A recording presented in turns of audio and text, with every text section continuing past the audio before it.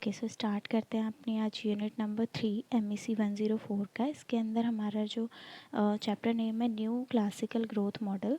इसके अंदर हम सोलो मॉडल पढ़ेंगे। जैसे हैरर डॉमर मॉडल में हमने पढ़ा था या किसी और मॉडल भी हम पढ़ते हैं तो सब में एक प्रॉब्लम होती है जो कि इकोनॉमिस्ट सॉल्व करते हैं। तो इसमें सोलो के आगे क्या प्रॉब्लम आई थी जो उन्होंने ये रिसर्च मॉडल को डिस्कवर किया। ठीक है, so why some economy are poor and why some economy grow fast. तो उनकी प्रॉब्लम ये थी कि कैसे कुछ इकनॉमीज इतनी ज़्यादा ग्रो कर जाती हैं, जैसे USA है, ठीक है, एंड कैसे कुछ इकनॉमीज पुअर रह जाती हैं, वो ग्रो नहीं कर पाती हैं टाइम टू टाइम। क्या रीज़न है इसके पीछे? तो इसके पीछे उन्होंने रिसर्च की थी, पूरा मॉडल प्रिपेयर किया था, उसी को हम बोलते हैं सोलो मॉडल। ठीक है, सोलो मॉडल के अंदर हमारी कुछ अजम्पशंस हैं जो हमें पढ़नी है। एक तरह से ये हैरर डॉमर मॉडल का ही एक्सपेंशन है, उसके आगे है। तो कुछ जो लिमिटेशंस थी ग्रोथ मॉडल में, हैरर डॉमर के में, उन्होंने क्या किया था कि जैसे हमारी लेबर कैपिटल थी तो उन्होंने उसको फिक्स्ड प्रोपोर्शन में रखा था। सो ऐसी ही कुछ लिमिटेशन थी जो कि यहाँ पे उन्होंने उनको रिलैक्स किया है सोलो मॉडल में। सो अजम्पशंस हम एक बार ही देख लेते हैं। Growth model of Robert solo, solo का पूरा नाम है Robert solo, is based on the following assumptions. तो अजम्पशंस क्या थी? फर्स्ट, कि उन्होंने यहाँ पे सिंगल कमोडिटी को लिया था। सिंगल कमोडिटी क्या थी? National output. बाकी चीज़ें हम गिवन मान लेते हैं, कांस्टेंट मान लेते हैं। ओके, सेकेंड अजम्पशन है हमारी कि 2 फैक्टर ऑफ प्रोडक्शन लिए थे उन्होंने, एक लेबर एंड कैपिटल। ठीक है, लेबर को डिनोट करेंगे L से, कैपिटल को डिनोट करेंगे K से। थर्ड अजम्पशन है फुल एम्प्लॉयमेंट की सिचुएशन को कंसीडर किया है। फोर्थ हमारी अजम्पशन है labour and capital can be substitute each other. Harrod Domar model में हमने क्या किया था, वहाँ पे फिक्स्ड प्रोपोर्शन में लिया था, यानी लेबर और कैपिटल को सब्सिट्यूट नहीं कर सकते थे। उनका एक कांस्टेंट प्रोपोर्शन था कि उसी प्रोपोर्शन में हमें यूज़ करना है, बट यहाँ पे लेबर और कैपिटल को हम सब्सिट्यूट कर सकते हैं, राइट। फिफ्थ अजम्पशन है हमारी diminishing returns apply to labour and capital. Diminishing returns to factor क्या होता है, जब हम एक फिक्स्ड फैक्टर को लेके चलते हैं, एक वेरिएबल फैक्टर को, और जब हम सिर्फ अपने वेरिएबल फैक्टर में चेंज कर सकते हैं तो उसका आउटपुट पे क्या इम्पैक्ट पड़ता है, ये हमारा होता है रिटर्न्स टू फैक्टर। और जब हम दोनों ही वेरिएबल फैक्टर लेके चलते हैं, यानी मान लीजिए कि हम लेबर और कैपिटल दोनों को ही वेरिएबल फैक्टर ले रहे हैं, दोनों में ही हम चेंज कर सकते हैं, तो उसका आउटपुट पे क्या इम्पैक्ट पड़ रहा है, ये हमारा होता है रिटर्न्स टू स्केल। ठीक है, सो यहाँ पे हमने डिमिनिशिंग रिटर्न्स टू फैक्टर लिया लेबर एंड कैपिटल को, यानी कि हम सिर्फ अपने वेरिएबल फैक्टर में चेंज करते हैं तो हमारा आउटपुट उतने ही सेम लेवल से चेंज नहीं होगा जितने से हमने इनपुट को चेंज किया है, सेम प्रोपोर्शन में चेंज नहीं आएगा आउटपुट में। और यहाँ पे production obtained under constant returns to scale production function is a linear homogeneous for 1 degree. इसके अंदर क्या हो रहा है कि हम constant returns to scale लेके चल रहे हैं, यानी जब हम अपने दोनों वेरिएबल फैक्टर में चेंज करेंगे कैपिटल और लेबर, जब दोनों में हम सेम चेंज लेके आएंगे तो उतना ही प्रोपोर्शनेट चेंज आएगा हमारे आउटपुट में। ठीक है, नेक्स्ट हमारी अजम्पशन है प्रोपेंसिटी टू सेव को हम कांस्टेंट लेके चलेंगे, यानी जितना भी हम सेव कर रहे हैं हम उसको हर लेवल पे सेम ही लेके चलेंगे कि हम कॉन्टीन्यूसली इतना ही सेव कर रहे हैं। All saving is transformed into investment.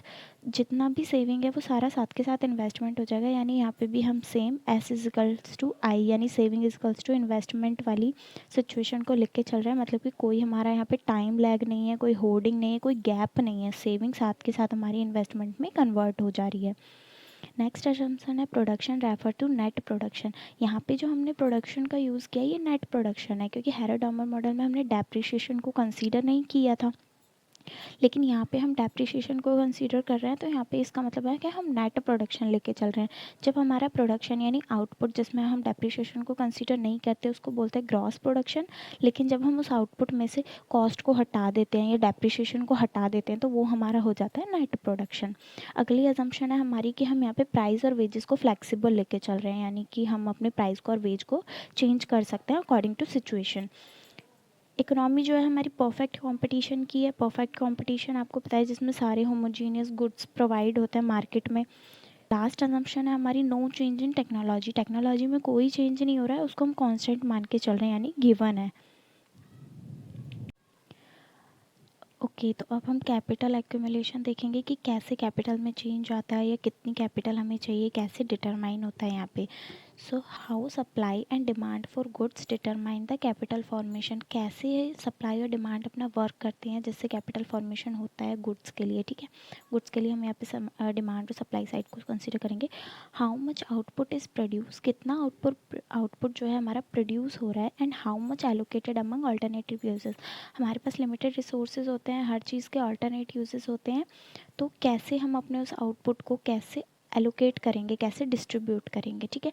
सो सबसे पहले हम स्टार्ट करते हैं सप्लाई साइड को, the supply of goods and production function. Just a minute. Okay, so supply side लेके चलेंगे प्रोडक्शन फंक्शन की। प्रोडक्शन फंक्शन आपको पता है क्या होती है इक्वेशन, क्वांटिटी जो है वो डिपेंड करती है लेबर एंड कैपिटल पे। यहाँ पे हम दोनों फैक्टर को वेरिएबल लेके चल रहे हैं, सो कांस्टेंट वेरिएबल लेके चल रहे हैं, यानी दोनों में चेंज ला सकते हैं। तो यहाँ पे कांस्टेंट रिटर्न टू स्केल वाली सिचुएशन हम ले रहे हैं, जितना हम लेबर और कैपिटल में चेंज लेके आएंगे उतना ही हमारा आउटपुट में चेंज आएगा। सो क्वांटिटी आउटपुट उसको हम वाई से डिनोट कर सकते हैं, वाई हमारा फंक्शन है किसका, लेबर और कैपिटल। अब कांस्टेंट रिटर्न्स टू स्केल की सिचुएशन है, तो अभी मैंने आपको बताया कि जब भी कैपिटल और लेबर में कितना भी हम चेंज लेके आएंगे उतना ही प्रोपोर्शनेट चेंज आएगा हमारा आउटपुट में। सो अगर हम यहाँ पे डबल यानी 2 से मल्टीप्लाई करें या किसी भी चीज़ से मल्टीप्लाई करते हैं अपना लेबर और कैपिटल को, सो सेम प्रोपोर्शन में चेंज आएगा हमारे आउटपुट में। जस्ट लाइक कि हमने z को मल्टीप्लाई किया है k में और l में, तो हमारा जो आउटपुट निकल के आएगा वो z और y निकल के आएगा। इसी को हम बोलते हैं कि हमारी होमोजीनियस प्रोडक्शन है डिग्री 1, यानी सिंगल सिंगल पावर हमने यहाँ पे मल्टीप्लाई की है और यहाँ पे भी सिंगल पावर निकल के आई है z की, ठीक है।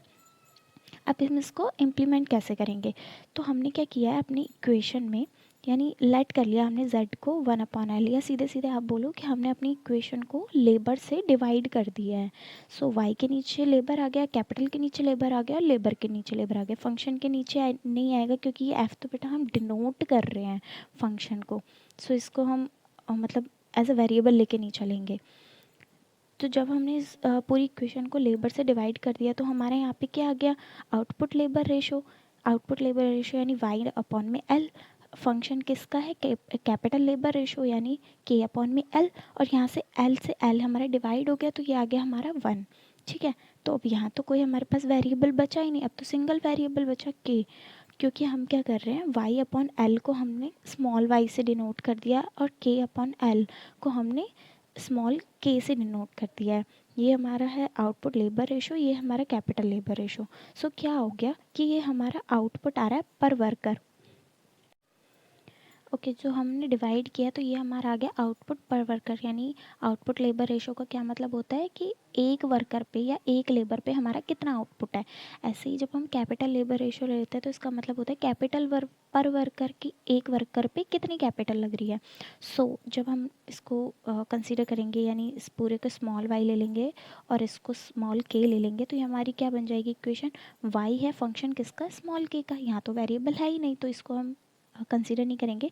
सो small y is a function of small k, यानी आउटपुट लेबर रेशो हमारा फंक्शन हो गया कैपिटल लेबर रेशो का। मार्जिनल प्रोडक्ट हम निकालते थे तो कैसे निकालते थे, मार्जिनल प्रोडक्ट जो न्यू वाला है एडिशनल है उसमें से मार्जिनल प्रोडक्ट जो पहले वाला है उसको माइनस कर देते थे। यहाँ पे भी ऐसे ही किया, हमने मार्जिनल प्रोडक्ट निकाल रहे हैं कैपिटल का तो कैसे, k+1 जो हमारा फंक्शन है उसमें से k को माइनस कर देंगे। तो k जो है यहाँ पे हमारा डिमिनिशिंग है, हम यहाँ पे डिमिनिशिंग फैक्टर लेके चल रहे थे, डिमिनिशिंग रिटर्न्स टू फैक्टर लेके चल रहे थे, तो ये डिमिनिशिंग आएगा। एमपी के मार्जिनल प्रोडक्टिविटी जो कैपिटल की है वो डिमिनिशिंग है। अगर डिमिनिशिंग है तो उसका फिर प्रोडक्शन फंक्शन कैसे बनेगी, ये बनेगा हमारा कर्व, ये यहाँ पे कैपिटल, ये यहाँ पे लेबर, और ये हमारी इक्वेशन आ गई प्रोडक्शन फंक्शन की। ओके, जो कि हमारी कैपिटल लेबर रेशो पर डिपेंड करिए, यहाँ पे ये स्मॉल वाई आएगा, ठीक है, फाइन। तो अभी जो हमने पढ़ा वो सप्लाई साइड का था, अब हम स्टडी करेंगे डिमांड साइड की, the demand for goods and consumption function. So y हमारा क्या होता है, C+I, हमने पढ़ा था ना, aggregate demand is equal to C+I। ये हमारा हो गया हाउस होल्ड का, ये हमारा हो गया फर्म का। क्लोज इकोनॉमी लेके चल रहे हैं तो इसलिए सिर्फ दो ही सेक्टर्स को यहाँ पे हम स्टडी करेंगे, हाउस होल्ड सेक्टर और फर्म। सो एग्रीगेट डिमांड यानी वाई हमारा क्या हो गया यहाँ पे, C+I, कंजप्शन प्लस इन्वेस्टमेंट। यहाँ पे लिखा हुआ है कि हमने क्लोज्ड इकोनॉमी को अज्यूम किया है, इसीलिए यहाँ पे दो ही सेक्टर लेके चल रहे हैं। वाई हमारा क्या है, पर लेबर इनकम। अभी मैंने पीछे बताया था स्मॉल वाई क्या है, कैपिटल वाई अपॉन में एल। एंड सी हमारा क्या है, पर labour consumption.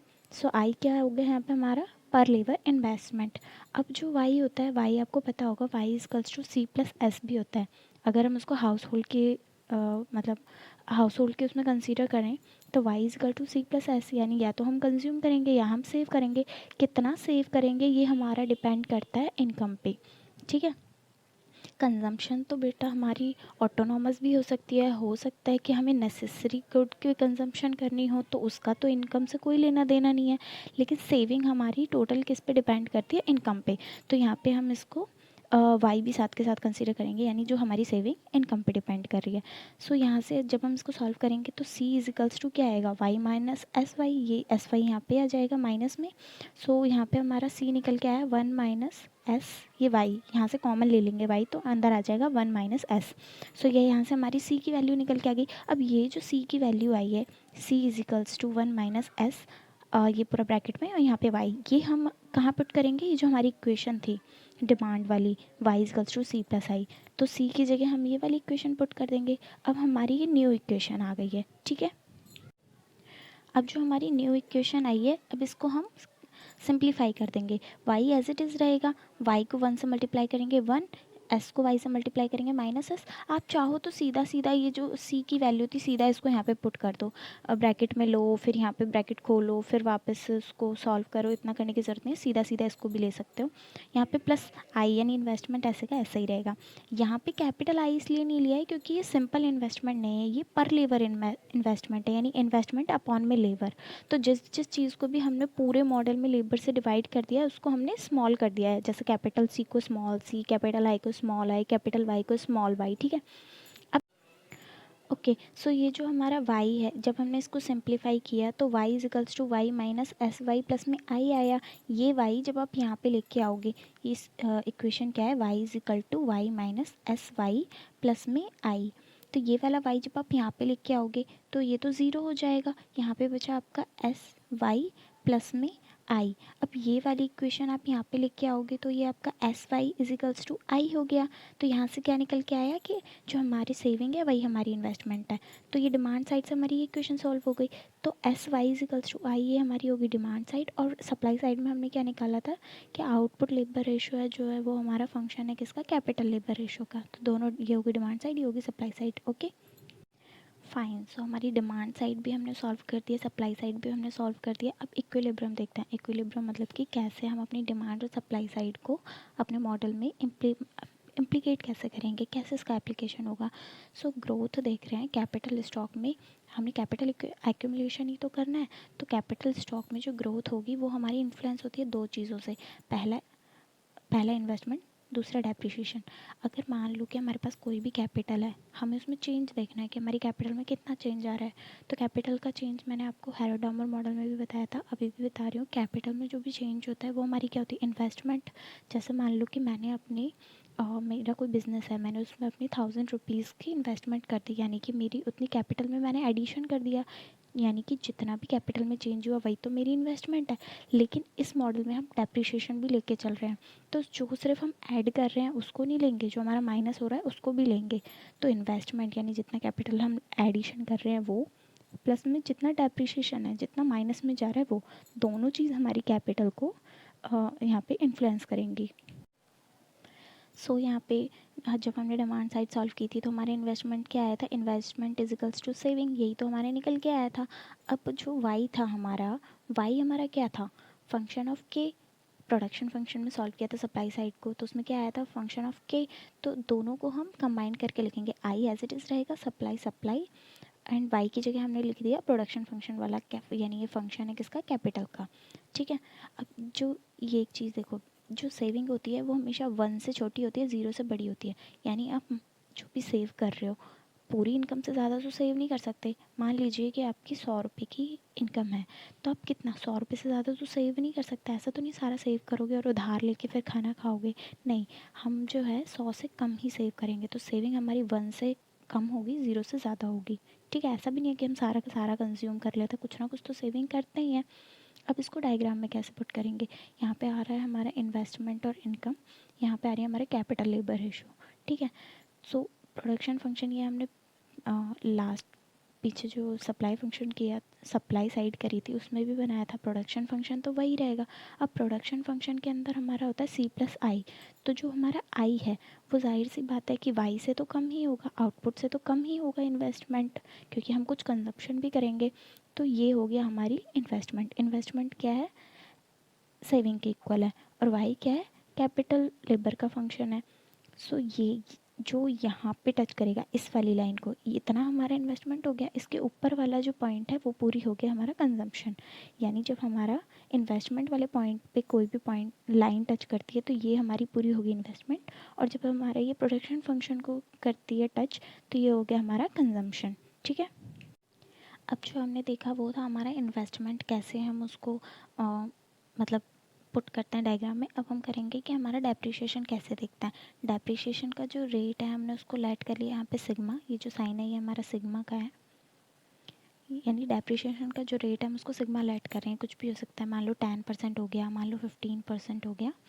Amount of capital that depreciate each year, अब ये तो सिंगल यूनिट का हो गया, मान लो कि मैंने 10 यूनिट कैपिटल की यूज़ की हुई है, तो सिंगल यूनिट पे जो डेप्रिसिएशन लग रहा है वो हमारा हो गया सिग्मा। लेकिन टोटल कितना पूरा कैपिटल पे लग रहा है, तो हम उसको क्या करेंगे, कैपिटल से मल्टीप्लाई कर देंगे, कैपिटल लेबर रेशो से, तो हमारा टोटल डेप्रिसिएशन आ जाएगा। ओके, तो जो हमारा चेंज हो रहा है कैपिटल में वो क्या है, इन्वेस्टमेंट है, लेकिन यहाँ पे डेप्रिसिएशन भी लेके चल रहे हैं तो उसमें से डेप्रिसिएशन माइनस कर दो।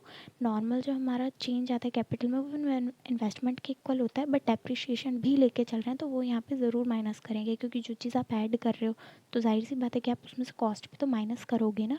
मैं कोई मशीन लेके आ रही हूँ और फिर मान लो मैंने उसको रिपेयर भी कराया, तो मैं सिर्फ ये थोड़ी देखूँगी कि उससे मुझे इनकम कितनी हो रही है, मैं ये भी तो देखूँगी कि उसकी रिपेयर में मेरा खर्चा कितना निकल रहा है, तो वो भी मैं माइनस करूँगी। तो यहाँ पे जो इन्वेस्टमेंट है वही हमारी सेविंग है, तो सेविंग के जो हमारी इन्वेस्टमेंट की इक्वेशन थी I is equal to S function of K, वो हम यहाँ पे पुट कर देंगे, डेप्रिसिएशन एज इट इज़ रहेगा।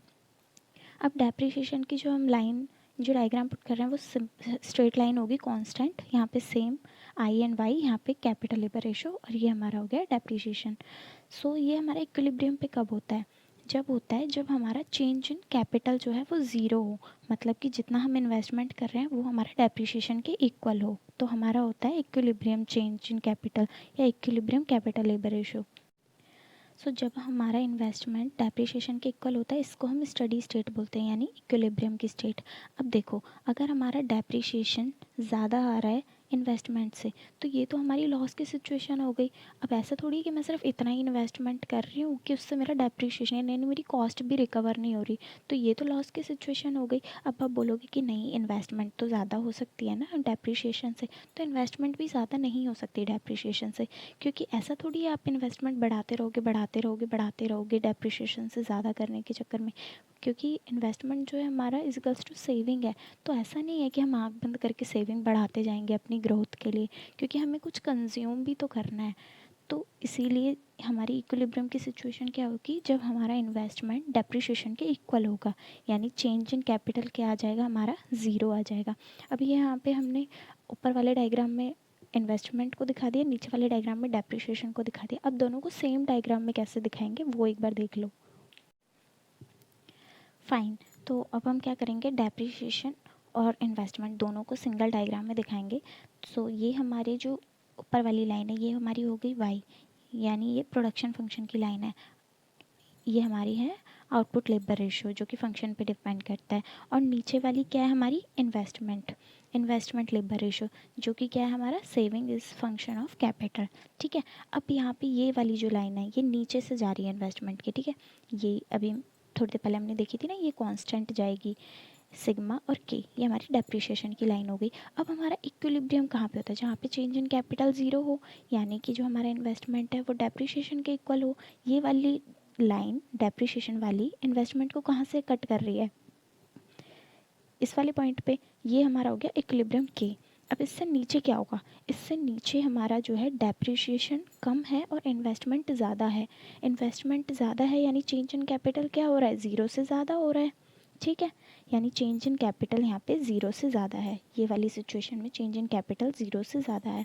और यहाँ पे क्या है, हमारा डेप्रिसिएशन ज़्यादा है, इन्वेस्टमेंट कम है, यानी कि जो हमारा चेंज इन कैपिटल है वो ज़ीरो से कम है, यानी हम सिर्फ लॉस में जा रहे हैं। ठीक है, सो ये बीच वाला जो पॉइंट है, जो इक्विलिब्रियम है, यही हमारी स्टडी स्टेट है। हमें यही वाला अचीव करना होता है इक्विलिब्रियम कैपिटल के लिए। हमने ये तो देख लिया कि वो कैपिटल को कैसे इफ़ेक्ट कर रहा है। अब हम ये देखेंगे डेप्रिसिएशन या सेविंग जो है, हमारी इन्वेस्टमेंट जो है, ये ग्रोथ को कैसे इफ़ेक्ट कर रही है, हाउ सेविंग इफ़ेक्ट ग्रोथ। ये आप रीड कर लीजिएगा, इसके अंदर जो है वो मैं आपको एक्सप्लेन कर देती हूँ। इसमें ये बोला है कि जो हमारा डेप्रिसिएशन है वो हमारा इन्वेस्टमेंट के इक्वल था, वही तो थी हमारी इक्विलिब्रियम वाली सिचुएशन। इन्वेस्टमेंट क्या है, हमारा सेविंग के इक्वल है, ये हमारी हो गया इक्विलिब्रियम कैपिटल। ठीक है, अब जैसे जैसे हम अपनी सेविंग बढ़ाएंगे, जैसे जैसे हम इन्वेस्टमेंट बढ़ाएंगे, वैसे वैसे हमारा क्या होगा, इक्विलिब्रियम लेवल अप होगा, यानी इक्विलिब्रियम लेवल बढ़ता जाएगा, वैसे वैसे हमारी ग्रोथ बढ़ती जाएगी। यानी जैसे जैसे हम अपनी सेविंग को बढ़ाएंगे वैसे वैसे हमारी इन्वेस्टमेंट बनेगी, क्योंकि सेविंग और इन्वेस्टमेंट इक्वल है। और जैसे जैसे इन्वेस्टमेंट बढ़ाएंगे वैसे वैसे हमारी ग्रोथ बढ़ती होगी। यहाँ पे बोला ना S1 से हम S2, ये अभी डायग्राम में मैं आपको दिखाऊंगी, S1 से जैसे हम S2 करेंगे तो वैसे वैसे ही हमारा जो होगा, जो इन्वेस्टमेंट का कर्व है वो शिफ्ट हो जाएगा अपवर्ड। ठीक है, तो वहाँ पे क्या होगी, हमारी इन्वेस्टमेंट डेप्रिसिएशन से ज़्यादा हो जाएगी, यानी हम प्रॉफिट में चले जाएंगे। सो यहाँ पे जो हमारा इक्विलिब्रियम लेवल है, स्टडी स्टेट लेवल है, वो हमारा नया स्टडी स्टेट लेवल निकल के आएगा। अब एक बार डायग्राम में देख लो तीनों चीज़ें, यहाँ पे हमारा वाई है, इन्वेस्टमेंट है, डेप्रिसिएशन है। ठीक है, सारी चीज़ें हमारी यहाँ पे हो गई वाई एक्सेस पे, और एक्स एक्सेस पे हमारा कैपिटल लेबर रेशो। अब वाई हमारा सेम प्रोडक्शन फंक्शन जैसे हमने पहले बनाया था, ये हमारा, ये नीचे वाला जो है हमारा फर्स्ट इन्वेस्टमेंट है, एंड सेकंड वाला अभी मैं अभी बताऊंगी। और ये जो है ये हमारा डेप्रिसिएशन है। ठीक है, पहले हमारा क्या था, इक्विलिब्रियम पॉइंट के सेम जैसे मैंने पहले बताया था, यहाँ पे जो आपका चेंज इन कैपिटल है वो ज़ीरो से ज़्यादा है, और यहाँ पे जो चेंज इन कैपिटल है वो ज़ीरो से कम है। अब ये वाला हमारी पहले इक्विलिब्रियम थी। अब मान लो कि हमने क्या किया, सेविंग बढ़ा दी, सेविंग बढ़ा दी हमने S1 से S2, सेविंग बढ़ा दी, तो नॉर्मल सी बात है कि हमारी इन्वेस्टमेंट भी बढ़ गई। सो इन्वेस्टमेंट भी बढ़ गई, यहाँ पे I2 हो गई, तो कर्व क्या करेगा, ऊपर मूव कर जाएगा अपवर्ड डायरेक्शन में। सो जो पहले डेप्रिसिएशन को यहाँ पे कट कर रहा था, अब वो यहाँ कट करेगा, मतलब कि जो हमारा कैपिटल लेबर रेशो है वो यहाँ हो गया, मतलब कि हमारी जो ग्रोथ है वो बढ़ गई। अब हम ज़्यादा प्रोड्यूस कर पाएंगे, ज़्यादा प्रॉफिट में जा रहे हैं, और ज़्यादा प्रोडक्शन होगा कंट्री में। ठीक है, अब फाइन, तो अब हमें देखना है कि गोल्डन रूट क्या है कैपिटल का। हमने ये तो देख लिया कि जैसे जैसे हम सेव करेंगे वैसे वैसे इन्वेस्टमेंट बढ़ेगी, वैसे वैसे हमारा ग्रोथ पे इफेक्ट होगा, कितना हमारा इक्विलिब्रियम कैपिटल होना चाहिए, चेंज इन कैपिटल हमारा ज़ीरो होना चाहिए, इन्वेस्टमेंट डेप्रिसिएशन के इक्वल होना चाहिए। बट इसमें जो गोल्डन रूल है वो क्या कहता है, कितना सेव करें, ये थोड़ी सेव करते रहेंगे। सो इसमें ये है, ये डेप्रिसिएशन हमारा एज इट इज़ रहेगा, प्रोडक्शन फंक्शन हमारा एज इट इज़ रहेगा। ये पहले हमने सेव किया S1, फिर हमने अपनी सेविंग को बढ़ाया S2, फिर हमने सेविंग को बढ़ाया S3। ठीक है, अगर हम सिर्फ सेविंग इन्वेस्टमेंट वाला कॉन्सेप्ट देखें कि ठीक है डेप्रिसिएशन से कितना ज़्यादा हम इन्वेस्ट कर पा रहे हैं, उस हिसाब से तो हमारा जो S3 है, यानी ये जो हमारा I3 है, ये हमारा यहाँ पे हमारा इक्विलिब्रियम लेवल अचीव होना चाहिए कैपिटल का, यानी कि C पॉइंट पे। लेकिन ऐसा नहीं होता है, क्योंकि हमें अपनी कंजम्पशन भी देखनी है। ऐसा थोड़ी है कि हम सिर्फ यही देखते रहेंगे कि इन्वेस्टमेंट कितनी करनी है, इन्वेस्टमेंट कितनी करनी है। हाउस होल्ड ये थोड़ी देखेगा कि हम ज़्यादा इन्वेस्टमेंट करेंगे तो फर्म को बेनिफिट होगा, वो ये भी तो देखेगा कि हम जब इनकम घर पे लेके आ रहे हैं, हम जब काम कर रहे हैं, तो हमारी भी तो कंजम्पशन नीड पूरी होनी चाहिए, फुलफिल होनी चाहिए। तो हम सेविंग वहाँ तक करेंगे, वो वाला इक्विलिब्रियम हमारा पॉइंट होगा जहाँ पे हमारी कंजम्पशन मैक्सिमम होगी। यानी हम सेव तो करेंगे बट अपना कंजम्पशन मैक्सिमम करने के बाद। सिंपल सी बात है, नॉर्मल लाइफ से आप इसको कनेक्ट करके देखो, तो अगर आपके पास 100 रुपीज़ इनकम आई है, जिसमें कि आपका खर्चा या आपकी कंजम्पशन टोटल बैठ रही है 70 रुपीज़ की, तो आप ये थोड़ी कहोगे कि नहीं मैं अपना गुजारा 40 रुपीज़ में कर लूँगा, बाकी मैं अपना सेव कर दूँगा। नहीं, आप क्या करोगे कि अपना कंजम्पशन मैक्सिमम करोगे, आपको जितनी नीड है आप उतना तो कंज्यूम करोगे, बचा हुआ आप सेव करोगे। ठीक है, तो सेविंग हमें बढ़ानी है लेकिन अपने कंजम्पशन को मैक्सिमम करते हुए। तो अगर हम फॉर्म के पर्सपेक्टिव से सोचें तो हमारा ग्रोथ क्या होगा, C पॉइंट पे, लेकिन हमें कंजम्पशन मैक्सिमम करनी है, तो उस हिसाब से जो हमारा इक्विलिब्रियम कर्व आएगा वो S2 पे आएगा, यानी कि जहाँ पे हमारा S2 यानी कि इन्वेस्टमेंट 2 हमारे डेप्रिसिएशन को कट करेगी, वो पॉइंट हमारा होगा इक्विलिब्रियम कैपिटल। ठीक है, सो यहाँ से हमारा बी जो है वो हमारा इक्विलिब्रियम पार्ट निकल के आया है। B is a optimum for golden rule, यही हमारा ऑप्टिमम होता है गोल्डन रूल का, जो सोलो मॉडल से हमें मिला था कि कितना हमको कैपिटल में चेंज लेके आना है, तो वो ये है। ठीक है, इससे आगे भी और भी टॉपिक्स हैं, लाइक पॉपुलेशन ग्रोथ कैसे है, पॉपुलेशन ग्रोथ क्या है, आगे कैसे कैसे यूज़ होगा, वो सारा हम नेक्स्ट वीडियो में करेंगे। अभी के लिए इतना ही। Till then bye bye.